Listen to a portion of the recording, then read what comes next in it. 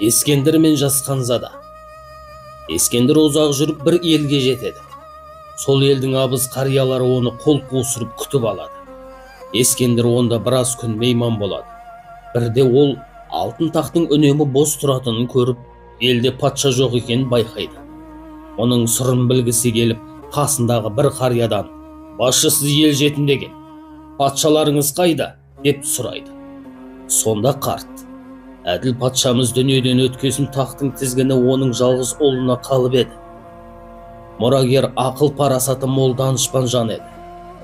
Алтын тақта отырып ел билегенше ақиреттің қамын күйт дегенім артық" деп қылуетте жатып алды.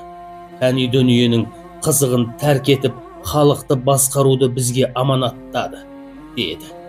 Сұлқарнайын таңғалып онымен сұхбаттасуға құмартты.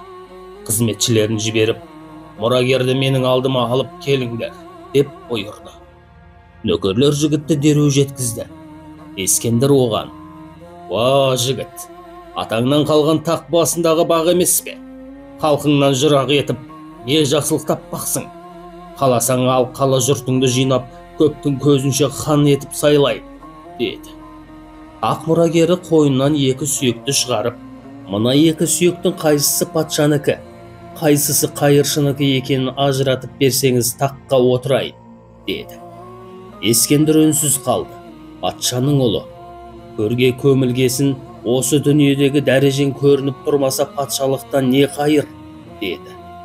Ескендір: "Сені жар емес біреу екен деп ойласам дана екенсің. Менен не қалайсың? Сұрағаныңның бәрін берейін", деді паңданып.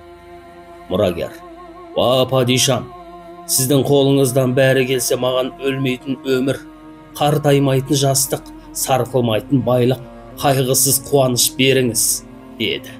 Сөзден жеңілген Ескендір ол жігітті өзіне кеңесші етіп алыпты.